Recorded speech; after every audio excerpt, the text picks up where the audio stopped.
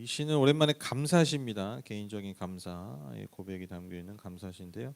특별히 하나님의 구원에 대한 하나님을 구원하신 것에 대한 찬양, 또 감사, 특별히 원수들을 패배시키시고 그리고 우리에게 결국 승리하게 해주실 그 하나님께 대한 찬양과 감사의 고백이 담겨 있는데요. 이 시의 표제를 보시면 성경책에 보면 안식일에 부르는 찬송시라고 기록되어 있을 텐데요. 그래서 이 표제들이 시편에 있잖아요. 표제가. 근데 이제 안식일과 관련된 안식일에 이 안식이라는 표현이 있는 그 표제를 지닌 150편 중에 유일한 시입니다. 그래서 아마도 이 시는 예전에 유대인들이 예배를 드릴 때 꼭 아마 예배 전에 예배 때 이 시를 아마 이렇게 읊었을 가능성이 굉장히 높죠. 그래서 뭐 항상 예배의 어떤 시작과 끝은 감사 같아요, 그렇죠? 그러니까 감사의 고백, 하나님께 대한 감사의 고백이 항상 그 모든 예배를 이렇게 이끌어가고 둘러싸고 있잖아요. 그래서 이 안식일과 감사는 항상 연결되어 있다는 것을 우리가 여기서도 알 수 있죠. 1절 3절을 한번 보시면 가장 높으신 하나님 주님께 감사를 드리며 주님 이름을 노래하는 것이 좋습니다. 아침에 주님의 사랑을 알리며 밤마다 주님의 성실하심을 알리는 일이 좋습니다. 열줄 현악기와 검은고를 타며 수금가락에 맞추어서 노래하는 것이 좋습니다. 가장 높으신 하나님, 즉 지존자죠. 지존자이신 하나님을 찬양하면서 감사하고 있습니다. 특별히 시인은 온갖 악기들 3절에 나오죠. 온갖 악기들을 동원해서 하나님이 행하신 그 구원에 감사하면서 찬양합니다. 근데 여러분 그 악기는 그 당시 악기입니다. 그래서 뭐 오늘날은 옛날 수금 타고 거무고 뜯는 것이 아니라 오늘 또 오늘날의 악기를 쓰면 돼요. 제가 제주도 말씀드렸죠. 뭐 악기를 가지고 이제 막 뭐가 옳고 그러냐, 이 악기는 예배 때 쓸 수 있고 저 악기는 쓰면 안 된다, 뭐 이런 거 이렇게 굉장히 그 참 그 뭐라 그럴까요? 늘 반복되는 논쟁인데 내가 취향이 안 맞을 뿐이에요. 그래서 제가 그런 말씀드렸죠. 인간의 그 가장 그 좀 실수하는 것 중에 하나가 나의 취향을 옳고 그름으로 자꾸 연결시킨다는 거예요. 그냥 내가 안 맞는 거예요. 내가 안 좋아하는 거예요. 근데 그걸 틀리다고 얘기하는 거고, 내가 좋아, 그거를 절대적 옳음으로 얘기하는 거예요. 이게 그 인간이 그 가장 취약한 것 중에 하나인데, 그 아주 대표적인 게 이제 이런 것들에서 나오는 거죠. 그렇죠? 뭐 소소한 거일 수도 있는데. 그래서 뭐 옛날에 진짜 그런 얘기 있어요. 어떤 청년이 앞에 나와서 이제 기타 치고 차는데 장로님이 와가지고 뺨을 때렸다는 얘기, 전설적인 얘기들이 있잖아요. 그렇죠? 사탄의 음악이라고. 지금 다 그렇게 하잖아요. 뭐 오르가는 뭐 오르가는 피아노는 뭐 그러면 뭐 천사의 악기고 하나님의 악기입니까? 구약에 뭐 나옵니까? 신약에 나옵니까? 안 나오잖아요. 뭐 그것도 사탄의 악기겠죠. 그러면 그러니까 시대별로 하나님 우리에게 주신 어떤 은사들을 그런 재능들을 10분 발휘해서 사용하는 거예요. 그래서 이제 그뭐 전자음악 요즘 뭐 많이 있는데 그런 걸 예배할 수 있는. 근데 요즘 그 몇 년 전부터 그 전자음이 예배음악 젊은이들 예배음악에 많이 들어가요. 약간 달라요 또. 그러니까 그 시대별로 그 세대들이 하는 게 있어요. 그래서 그 옛날에는 막 좀 예배 때 좀 약간 시끄러운 음악, 막 소위 말하는 락 음악 베이스죠. 그 음악에 좀 줄을 이뤘다면 또 어느 순간 여러분 특히 코로나 이럴 때는 또 이렇게 잔잔하고 막 이런 게 많이 떴어요. 되게 시대 흐름이 있어요. 그래서 요즘 그뭐 K-팝이냐 하는 그 가수들의 음악들이 옛날보다 안 크대요, 소리가. 그 이유가 뭐냐면 요즘은 거의 다 이어폰 끼고 헤드폰 이어폰 끼고 헤드폰 있고 이어폰 끼고 음악을 거의 듣는데 그 옛날에 이렇게 뭐 이렇게 틀어놓고 스피커로 듣고 뭐 옛날 영화가 뭐 이렇게 라디오 들고 다니고 그러잖아요. 그 옛날 영화 보면 그게 꽂을 게 없으니까. 근데 요즘은 거의 다가 그렇게 하죠. 심지어 요즘은 그 노이즈 캔슬링이라고 아시죠? 그 밖에 소음이 안 들리게 하는 이어폰과 헤드폰이 대세예요. 거의 그런 거 껴요. 근데 저희 애들한테 그거 절대 안 줘요. 위험하다. 너무 위험해가지고 이렇게 길거리 돌아다닐 때 소리를 못 들으니까 차가 오거나 오토바이 올 때 몰라. 그래서 20살까지는 절대 안 사준다. 20살 되면 이제 니들 인생이니까 니들이 사든지 말든지 내가 20살까지 안 사준다고 했거든요. 그러니까 이제 소음까지 안 들리니까 이제 음악이 너무 커버리면 오래 못 듣는데. 그래서 요즘 음악들은 그러니까 조곤조곤 하는 게 많다. 그래서 이렇게 잘 들어보면 뭐 인기가 많은 뭐 뉴진스의 음악 보면 그냥 같은 음을 그냥 조곤조곤 반복해요. 그리고 요즘 음악은 뭐 자꾸 이 얘기는 요즘 음악은 보통 2, 3분이 끝나거든요. 길면 3분이에요. 옛날에 보통 4, 5분이거든요. 어떤 거 10분 넘어가요. 그러니까 요즘 하도 쇼츠나 이런 거 보니까 음악도 짧게 들어. 세대가 그렇게 변한다고요.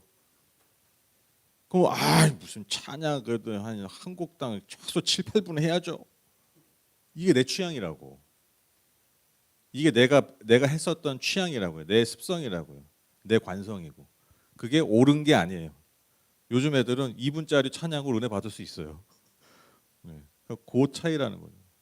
그래서 여러분 지금 이 3절에 이 열줄 현악기와 검은 고를 타며 수금가를 맞노래하면서 성경에 이렇게 타게 얘기해서 노래 것이 좋대. 그러니까 우리도 야 열줄 현악기 가져와라.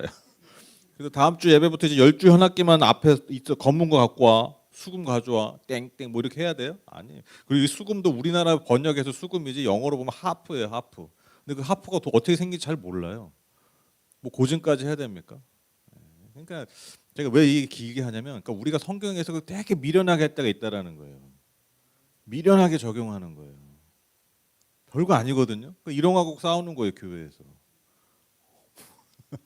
그래서 해석하기 되게 중요합니다. 해석하기. 어떻게 해석하느냐. 저 아무리 생각해도 너무 왜 옛날 그렇게 했을까? 좀 목사님이 한번 이렇게 좀 정리해 주면 되는데 그걸 놔두니까 왜 청년이 왜 찬양인도하다 뺨을 맞아야 되냐고 장로님한테. 그리고 어떤 트라우마가 생기겠어요. 그렇죠? 그게 진짜 실제 있었다니까요. 지금 기타 안 치는 데가 어디 있습니까? 얼마나 미련한 겁니까?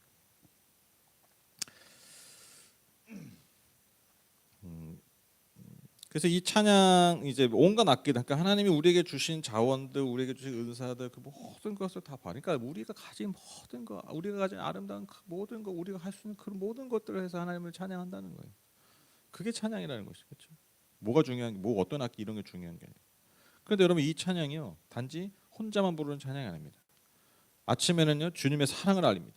이 사랑을 알린다는 게 이게 사랑의 헤세드거든요. 그러니까 하나님의 그 은혜와 사랑 그 모든 것.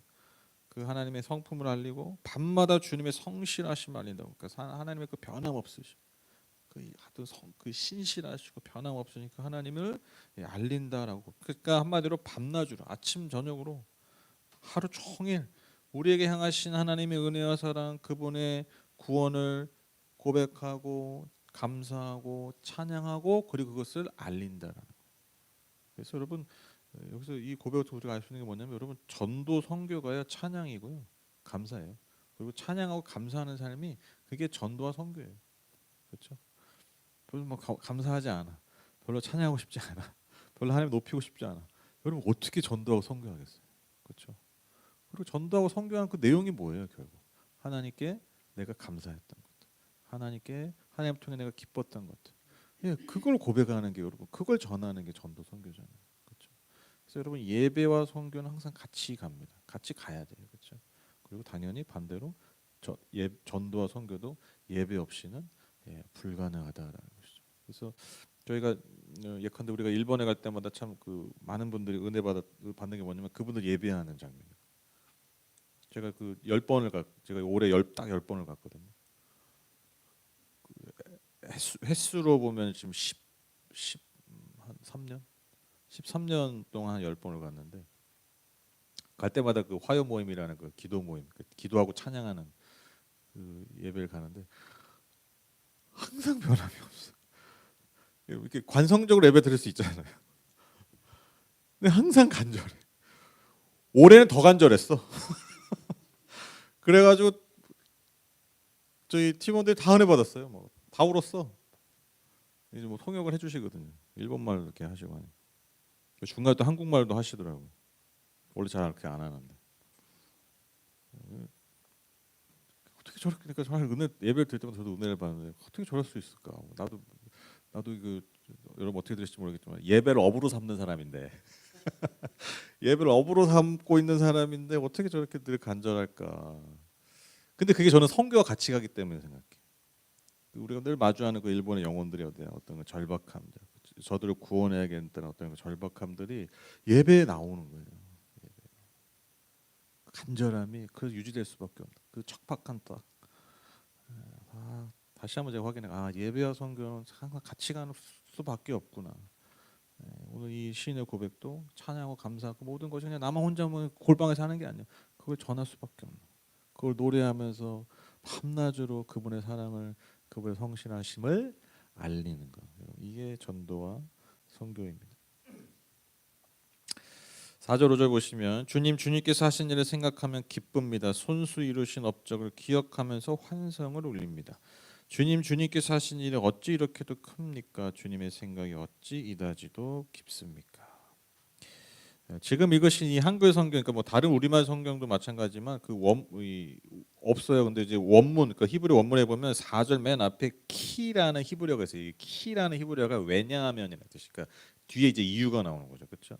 그러니까 왜 시인이 이렇게 기쁘고 찬양하는지 그 이유가 나오는데 그게 무엇입니까? 주님께서 하신 일을 생각하니까 내가 기쁘다는 거예요. 근데 그 주님의 하신 일이 뭡니까? 그분의 업적 때문이다. 근데 그분의 업적이 뭡니까? 즉 인간을 구원하셨던 사건.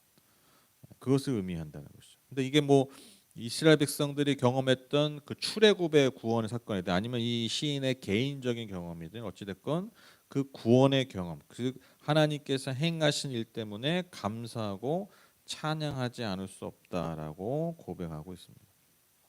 그래서 시인이 감탄하죠. 주님이 행하신 일이 어찌 이렇게 크고 깊은지 고백하고 있습니다. 그러니까 인간이 감히 헤아릴 수 없는 그분의 능력과 은혜를 찬양하고 있는 것이죠. 그래서 여러분, 인간이요 자신의 한계를 경험하고, 그래서 인간이 한계를 경험한다는 건 뭐냐면 인간이 구원이 필요한 존재임을 인지하는 순간이잖아요. 그 한계를 경험하는 게. 그래서 그 한계 가운데서 내가 그 하나님의 영원하심과 그 인간의 한계를 초월하시는 그 하나님의 능력과 은혜를 딱 경험할 때, 그때 인간이 피조물로서 당연히 나올 수밖에 없는 게 찬양이에요. 그게 감사예요. 그래서 여러분, 굉장히 중요한 말인데, 찬양은요 자, 이제 예배 듣기 전에 우리 기분 좀 풉시다. 이게 아니에요. 예, 예배 전에 저 분위기 좀 잡아. 어? 그래서 꼭 옛날 예배 전 찬양 이렇게 많이 했잖아요. 그래서 어느 순간부터 이 표현을 굉장히 조심하잖아요. 찬양이 예배지 무슨 예배 전 찬양. 그러니까 뭐 우리 초점이 거기에 있었다는 거예요. 그 말씀 듣고 뭔가 막 불받고 기도하고 막 여기에만. 근데 여러분, 찬양이 중요한 거 아니에요? 진짜? 그러니까 잘 생각해 보세요. 잘 생각해 보세요. 왜 그러면 찬양이 약간 좀 소외됐을까, 좀 이렇게 좀 격화됐을까? 잘 생각해 보면 참 이게 참 좀 죄송한 얘기인데, 기도하고 말씀 듣는 건요 누구한테 초점이 있어요? 듣는 나, 그렇죠? 내가 은혜 받고 내가 지금 하나님과 지금 쇼부를 봐야 돼. 그 기도 예배 이게 중요한 거야. 근데 찬양은 일차적으로 누가 중요한 거예요? 하나님이 중요. 하나님께 드리는 거잖아요. 그러니까 받을 것만 생각하고 오는 거야. 그게 핵심이야. 내가 누리는 게 중요한 거예요. 그리고 내가 누리려면 내가 뭔가 기도를 말씀의 은혜를 받고 내가 기도를 더 열심히 막 뭔가 불받아서 하려면 좀 밑작업이 필요해. 그게 찬양인 거예요. 이게 알게 모르게 우리가 예배를 하는 그 어떤 기본적인 자세가 그런 아주 지나가는 말이지만 예배 전 찬양 이런 거에 다 담겨 있는 거예요. 그래서 예배가 9시면 예배는 9시입니다. 근데 찬양 언제예요? 옛날에 뭐 다 보면 그 전에 하잖아요. 한 15분 20분 전에. 그렇죠. 저도 옛날에 그래서 예전에 저 대예배 제가 찬양 인도할 때 큰 교회에서 한 20분 전에요. 근데 예배 시간은 언제로 돼 있습니까? 뭐 9시, 11시, 1시 이렇게 돼 있잖아요. 뭔가 잘못되면 많이 잘못된 거예요. 그런 게 어디 있습니까? 다 예배죠. 다 찬양이죠. 심지어 제가 말씀드렸잖아요. 그 예배 시간 전에 나와서 식사 준비하면 그것도 예배랑 똑같다고. 그게 예배예요, 다. 하나님께 드리는 거. 하나님 공동체가 함께 누리는 거. 그러니까 여러분, 찬양은요 우리가 뭐 우리 기분 풀어주려고 뭐 곡조에 맞춰서 우리 뭐 긴장 풀어주고 우리 기분을 돋궈주고 뭐 이런 게 아니에요. 이 한계를 가진 인간이 하나님 앞에 딱 나오니까요. 그리고 영원하신 그 하나님을 만나니까, 고백하니까 당연히 나올 수밖에 없는 경탄, 감탄, 감사, 기쁨. 그것을 내 온 존재가 고백하는. 우리가 가진 악기, 우리가 가진 재능들, 우리가 가진 모든 그런 좋은 시스템들, 음향 설비들, 좋은 시설, 아니 웬만하면 다 좋은 거 하면 좋죠. 얼마나 좋아요. 방음도 잘해놓고 다, 그러니까 우리가 할 수 있는 거 다 이용해서 그렇게 이 한결해지는 인간을 구원하신 그 하나님의 영원하심과 그 영원한 그 헤세드, 거기에 대한 인간의 반응, 여러분 그것이 우리의 찬양입니다. 그리고 그런 것이 우리의 찬양이어야 합니다. 우리의 고백이 늘 그랬으면 좋겠습니다. 근데 반면에 그 인간 한계를 가진 어떤 그 한계를 가진 인간임을 깨닫고 그 영원하신 그 하나님의 은혜와 사랑을 그 알게 될 때 하는 것이 찬양인데 이걸 모르는 자들이 있어요. 그게 우둔한 자들이에요. 이어서 나옵니다. 6절 8절 보시면 우둔한 자가 이것을 알지 못하고 미련한 자가 이것을 깨닫지 못한다. 그렇죠? 악인들이 풀처럼 돋아나고 사악한 자들이 꽃처럼 피어나더라도 그들은 영원히 멸망하고 말 것입니다. 그러나 주님은 영원히 높임을 받으실 것입니다. 그러니까 하나님을 찬양하지 않는 자들은요, 감사하지 않는 자는요, 이 당연한 진리, 즉 우리의 한계를 인정하고 그 영원하신 하나님을 우리가 필요한 존재임을 모르는, 그러니까 이 진리를 깨닫지 못한 자들. 그래서 이러한 시인은요, 이러한 사람들을 우둔한 자, 미련한 자라고 얘기합니다. 그리고 그들은요, 나아가서 악인이에요. 7절에 보면 왜 그렇습니까? 하나님을 경외하지 않고 하나님을 찬양하지 않고 그래서 하나님께 감사하지 않는 삶은요, 결국 악인의 길로 들어설 수밖에 없기 때문입니다. 하나님을 알지 못하는 자 결국 죄인이기 때문에. 그래서 그들은요, 풀처럼 자라요. 여러분 풀이 어떻게 자랍니까? 막 자라잖아요. 많아. 널린 게 풀이야, 그렇죠? 그렇게 막 자라요, 악인들은. 그리고 꽃이 피는 것처럼 막 그 가운데 막 생명력 있게 막 나타나는 것 같아요. 막 화려한 것 같아요. 그러나 어떻게 얘기합니까? 결국 영원히 멸망할 존재들임을 말하고 있습니다. 반대로 영원히 높임 받고 찬양 받으실 분은 오직 하나님 한 분이신만을 고백하고 있습니다. 이어지는 9절 11절 보실까요? 주님의 저 원수들은 기필코 멸망하고 말 것입니다. 사악한 자들은 모두 흩어지고 말 것입니다. 그러나 주님은 나를 들소처럼 강하게 만드시고 신선한 기름을 부어 새롭게 하셨습니다. 나를 엿보던 자들이 멸망하는 것을 내가 눈으로 똑똑히 보며 나를 거슬러서 일어서는 자들이 넘어지는 소리를 이 귀로 똑똑히 들었습니다. 그러니까 주님을 알지 못하고 주님을 아는 자들을 핍박하는 자들. 그러니까 그 시편에 아주 어떻게 보면 공식 같은 개념이긴 한데, 그러니까 주님을 알지 못하는 자들은 항상 하는 짓이 뭐냐? 주님을 아는 자들을 핍박해요. 그러니까 의인들을 핍박하는. 그런 원수들은 기필코 망하고 심판받을 거라고 시인이 선포하고 있습니다. 그러나 반대로 주님을 알고 찬양하면서 감사하는 시인은, 이 개인은 하나님께서 들소처럼 강하게 만드시고 신선한 기름을 부어 새롭게 하셨다라고 말하고 있습니다.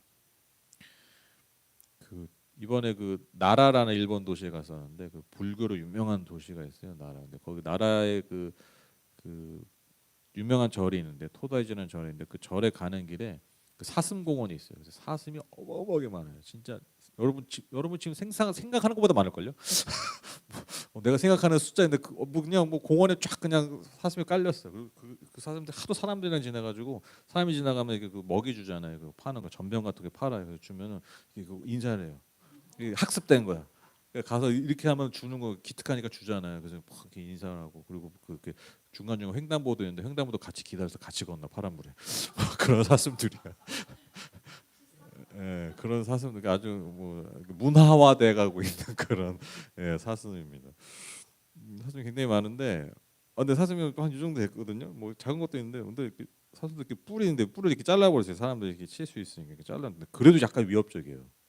아무래도 이렇게 사슴이 이렇게 좀 나름 등치가 꽤 있으니까 그래서 애들은 좀 무서워하기도 하고 이제 좀 그러는데 이거 보면서 야, 진짜 들소가 달려오면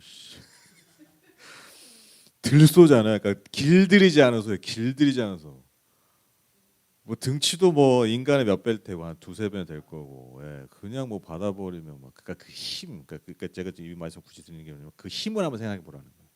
아주 그 강력한 힘, 그러니까 그 이미지를 가지고 있는 거지. 그러니까 들소처럼 나를 감히 막 인간이 덤빌 수 없는 그 강한 힘을 가진. 그 힘을 가진 그 들소처럼 나를 하나님께서 강하게 하신다. 강하게 하신다. 그리고 신선한 기름을 부어 주신다. 보통 여러분 성경에서 기름 부음은 뭐 우리가 잘 알듯이 뭐 왕, 제사장, 뭐 예언자 이렇게 기름을 부었다고 하잖아요. 근데 이제 기름을 왜 붓느냐? 그러니까 그 어떤 의식으로서의 기름 부음은 권위가 부어졌다라는 거예요. 권위. 그리고 권위와 함께 무엇이 다릅니까? 능력이죠. 능력이 부어졌다. 그래서 그 기름 부음이 여러분 그게 성경 신약에 와서 성령께서 하시는 일로 이제 치환되잖아요. 그러니까 성령께서 우리에게 기름 부으신다. 물론 이제 물리적인 기름이 아니지만 성령께서 우리의 임재하셔서 기름 부으신다는 표현을 쓰는데 그 기름 부음이 같은 의미예요. 우리에게 하나님의 자녀로서 그리고 복음을 가진 자로서 권위와 함께 따르는 능력. 그것이 이제 우리가 아는 사도행전에 나오는 사도들, 제자들이었던 교회의 어떤 모습들이었죠. 기름 부음 받아 성령에 충만한 자들이 세상에 나가서 하나님의 자녀로서 권세를 가지고 하나님의 성령의 능력을 가지고 복음을 전하는. 그래서 왕, 제사장 그리고 예언자들에게 당연히 필요한 게 그거잖아요. 하나님의 권위, 특별한 권위가 필요하고 그리고 그에 따른 능력이 필요한 거죠. 그래서 그 기름 부음이 그런 의미가 있는데, 근데 그것만 있는 게 아니라 여기서 말하는 기름 부음은요, 뭔가 승리, 어떤 기쁨의 어떤 축제의 기름 부음입니다. 그래서 아주 즐거운 날 이럴 때 막 기름을 부어서 그 어떤 향기로서 그 어떤 축제와 그 승리를 이렇게 축하하고 기뻐했던 것처럼, 그러니까 하나님께서 내게 신선한 기름을 부으셨다는 거냐, 하나님이 내게 승리와 기쁨을 주셨다. 이것을 의미합니다. 그래서 이어지는 11절에 보면은 반대로 나를 엿보던 자들이 멸망하는 것은 내가 눈으로 똑똑히 본다. 그렇게 얘기하죠. 그러니까 나는 지금 승리의 기쁨을 막 누리고 있어요. 그 힘을 막 과시하고 있어 하나님 주신. 근데 원수들은 멸망하고 그것이 그들이 심판받는 것을 나는 보고 있다라는 것이죠. 그래서 여러분 시인이 이처럼 담대하게 선포하고 고백할 수 있는 이유가 뭐냐면 11절 하반절에 보시면 나를 거슬러서 일어서는 자들이 넘어지는 소리를 이 귀로 똑똑히 들었다. 그러니까 과거에 이러한 하나님의 구원의 경험이 있었다라는 거예요. 그 경험 때문에 하나님께서 나를 구원하시고 그래서 내게 주셨던 그 기쁨을 누렸던 그 경험 때문에 지금 내 눈앞에 있는 이 악인들을 또한 하나님께서 그때와 같이 반드시 심판하시고 그들을 멸망시키실 것을 내가 믿는다는 그 기대와 신뢰가 있기 때문에 이러한 고백을 담대한 선포를 할 수 있었던 것이죠. 마지막입니다. 이제 시인은요, 의인이 받는 은혜와 복을 선포합니다. 12, 15절 보시면 의인은 종려나무처럼 우거지고 레바논의 백향목처럼 높이 치솟을 것이다. 주님의 집에 뿌리를 내렸으니 우리 하나님의 뜰에서 크게 번성할 것이다. 늙어서도 여전히 열매를 맺으며 진액이 넘치고 항상 푸르를 것이다. 그리하여 주님의 올곧으심을 나타낼 것이다. 주님은 나의 반석이시여 그에게는 불의가 없으시다. 종려나무가 그 올리브 나무입니다. 아시죠? 올리브 나무. 그리고 백향목은 이제 곱게 아주 이렇게 뻗는 나무. 그래서 이게 아주 최고급 그 뭐라 그럴까요? 건축자재. 구약에 보면 그래서 하나님의 성전이나 왕궁을 뭘로 지었습니까? 레바논의 백향목 나무로 진짜 레바논. 그러니까 레바논이 이제 백향목 나무로 유명한데 그래서 레바논 지금 국기에도 가운데 그 백향목이 있어요. 백향목으로 유명한 게 레바논인데. 성경은 특히 이렇게 종려나무와 백향목은요 뭔가 번영하고 그리고 뭔가 잘 그러니까 생산 번영하는 것들, 풍성함들, 그리고 승리, 영광, 뭐 어떤 평안, 아주 좋은 의미들이죠. 이것들을 상징합니다. 그러니까 한마디로 지금 제가 열거했던 뭐 번영하고 많이 생산하고 승리하고 영광스럽고 기쁘고 뭐 평안이 있고 뭐 이런 모든 게 결국 뭐예요? 한마디로 얘기하면 하나님 우리에게 주시는 복이에요. 하나님 우리에게 주시는 어떤 복의 현상들. 복의 열매들, 그게 바로 이런 것이죠. 그래서 그것을 상징하는 나무가 바로 백향목과 종려나무입니다. 그러니까 하나님께서 우리에게 복을 주셨기 때문에 우리가 그 종려나무처럼 더 풍성해지고 더 높이 곱게 솟아오를 것이다라고 얘기하는 거예요. 근데 이렇게 될 수 있는 게 뭐냐면 12절 이 말씀이 참 중요하죠. 주님의 집에 뿌리를 내렸으니 우리 하나님의 뜰에서 크게 번성할 것이다. 그러니까 우리가 어디에 뿌리를 내렸다고 의인이 주님의 집에 뿌리를 내렸다. 하나님의 집에 뿌리를 내렸다. 여러분 하나님 집이 어디입니까? 예, 성전이죠. 혹시 뭐 지금 주소 생각하실래요? 하나님 집 대기 주소가 어디 있어요? 그게 어디예요? 예, 우리 예배당 성전. 그러니까 당시의 성전이죠, 당시 성전. 그러니까 하나님을 만나는 거. 그러니까 거기에 뿌리를 내리는 거예요.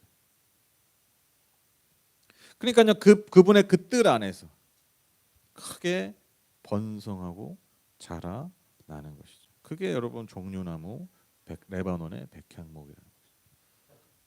그래서 여러분 우리의 삶을 어디에 뿌리 내리느냐, 이게 너무 중요한 것 같아요. 너무 중요해요. 그래서 제가 요즘 참 진짜 제가 요즘 개인적으로 이 한 명의 목회자로서 또 한 명의 그리스도인으로서 지금 그 한국 기독교 안에 벌어지고 있는 현상들 뉴스 통해 보이시죠? 여러분 진짜 한번 잘 생각해 보세요. 여러분 예수 안 믿는 사람이 있어요 내 주변에. 한데 저 기독교인이에요 그러면 여러분 그분들 딱 무슨 생각부터 하겠어요 요즘? 예, 그렇게 연결하는 거예요. 100% 그래요. 다 거의 그럴 거라니까요. 이 사람도 비상식적인 사람이겠구나. 이 사람도 아마 뭐 반대하겠구나. 탄핵을 반대하겠구나. 거의 그렇게 생각한다니까요. 지금 그게 우리 현실이 돼버렸어요.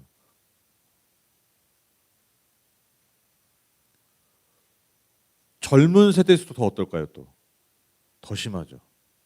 그러니까 아예 그냥 진짜 그냥 이제는 그 뭐라 그럴까요? 그들의 레이더에 그들의 관심사에 이렇게 사라져 버려가는 존재들이 아마 기독교인이 될 가능성이 많아요.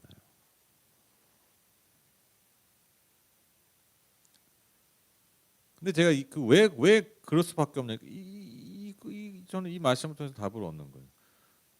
뿌리를 잘못 내리는 거예요. 뿌리를. 하나님의 집에 하나님의 그 성전 안에 그러니까 뭐예요? 하나님의 그 헤세드, 하나님의 그 성품, 그 말씀을 통해 드러나는 그 행하심을 통해 드러나는 그 하나님의 놀라운 은혜와 그 사랑, 내가 거기에 뿌리를 내려야 되는데 온갖 종교적인 솔직히 말고 다 그냥 정광호는 여러분 그냥 기업인이에요. 종교꾼이에요. 종교 사기꾼이에요. 그냥 사업하는 사람이에요. 아주 적나라하게 얘기하면 그냥 종교 사업꾼이에요. 그 맨날 뭐 하잖아요. 맨날 그뭐 집회하고 그 뭐야 왜 하는 거예요? 이것 때문에 하는 거예요. 돈 때문에 다. 그러나 어떤 종교적 사업에 동원되고 거기에 휘둘리고 이게 왜 또 악순환인 줄 아세요? 제가 말씀드렸잖아요. 그 집회 나가는 게 우리 교회 장로님이 권사님이네. 그러니까 지역계 목사들도 말을 못 하는 거예요. 내가 잘못 말하면 다음 달에 교회가 재정이 휘청휘청 하는 거예요. 적나라하게 얘기하면. 그런 역학 관계가 돼버린 거예요. 한국 교회가 오랜 시간 동안 지금. 근데 이게 지금 그게 누적됐잖아요. 계속 몇 년간. 정광훈 여러분 2단이 뭐야? 2단, 3단, 4단, 5단, 6단, 7단이지. 교단은 주요 교단에서 2단 처리 안 했잖아요. 왜 안 했겠어요? 왜 안 했겠어요? 그보다 별로 안 심한 사람도 2단 처리 많이 됐는데 왜? 다 그 걸린 거예요. 그 엮여 있는 거예요. 그런 역학 관계가 있는 거예요. 못 건드려요. 그러니까. 그게 누적되게 지금 이게 터지는 거예요. 더. 이제 손도 못 대요. 이제. 더 동원되잖아요. 이제 그런 목사들도 더 막 동조하고 완전히 여러분 종교는 신비를 추구하는 겁니다. 저는 이건 종교는 신비의 영역이 있는 건데 여러분 그 신비도요 어떻게 현 시대가 드러내냐면 그 동시대 사람과의 상식을 공유해 여러분 신비가 되는 거예요. 그렇죠? 근데 우리는 여러분 상식이 없는 집단이 되거든요. 그러니까 동시대와 공유를 못 해. 그런 지독교 집단이 돼 버린 거예요. 그러니까 막 이제 그런 유의 그 집단이 생기잖아요. 그래서 뭐 세이브 코리안이 뭐 막 생겼잖아. 그래가지고 정광원이 막 같이 연합하는 게 아니라 막 욕하잖아. 서로 물고 뜯잖아. 왜 그래요? 서로 파일을 뺏어가니까. 그래서 뭐 이 집회만 진짜다 뭐 이런 식으로 막 서로 싸우잖아.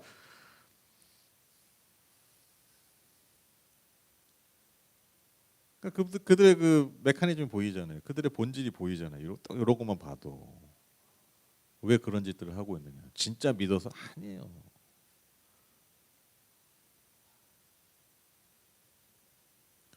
근데 한국 교회가 지금 거기에 완전히 경도돼 가고 있는 거예요. 물론 아닌 분들도 많지만 근데 그게 드러나지가 않잖아요. 진짜 큰일입니다. 아니 진짜 큰일이에요. 다음 세대 큰일이에요. 뿌리를 잘못 내려서 그래요. 그러니까 계속 이상한 양분만 먹고 자라니까 이상한 꽃을 피우고 이상한 열매를 맺는 거예요. 그래서 여러분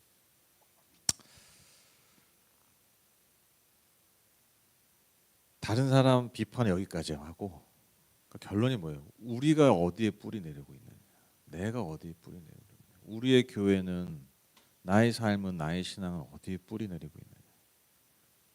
더딘 것 같고 드러나지 않는 것 같아도요. 여러분 반드시 그 열매를 보게 될 겁니다.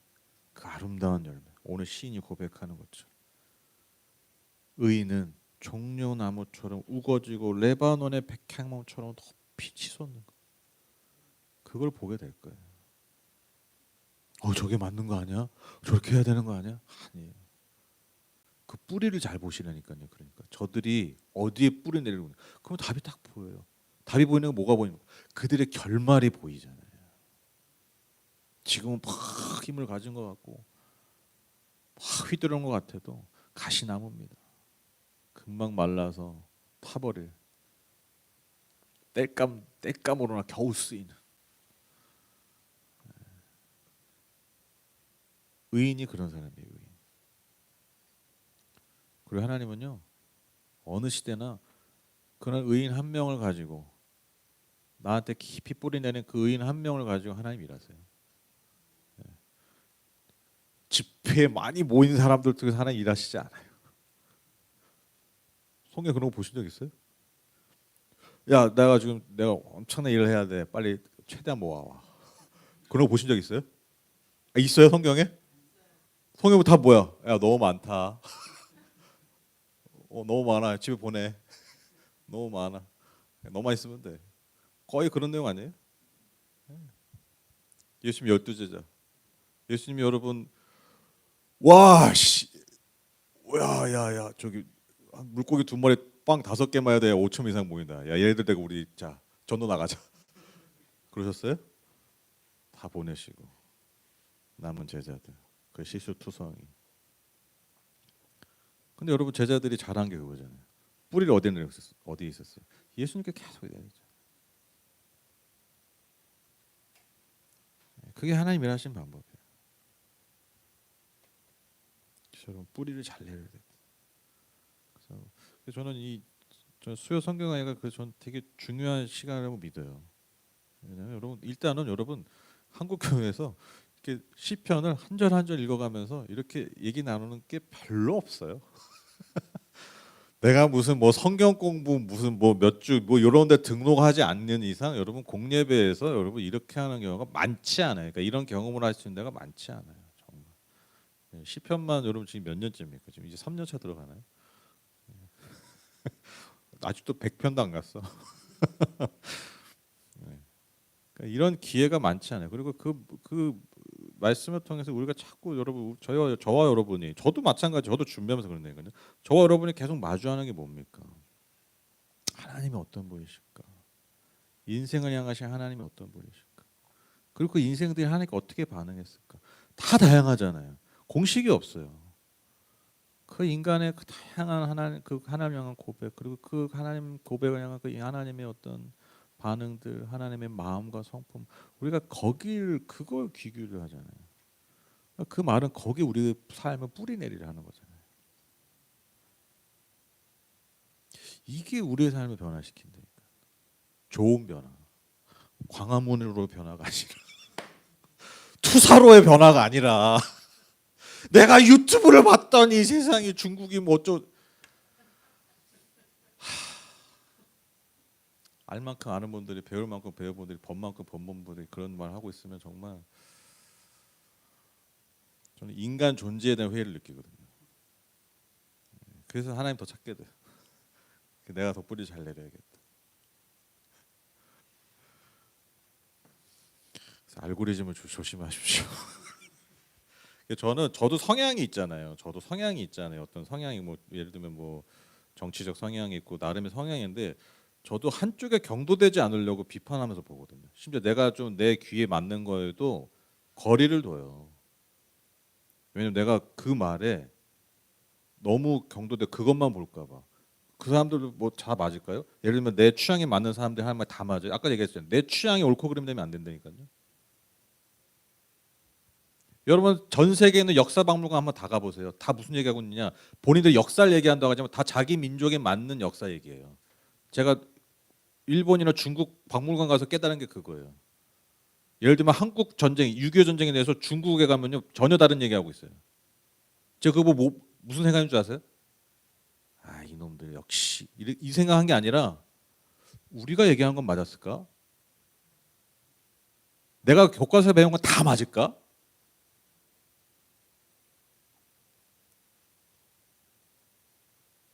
그러니까 덮어놓고 뭐 제가 뭐 무슨 회색 분자가 되겠다는 게 아니라 그러니까 그런 뭐라 그럴까요?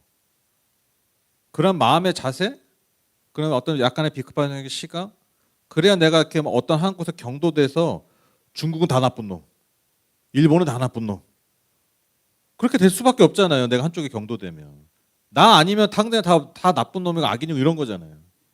내가 이런 삶을 살지 않겠다 그런 생각하게 되더라고요.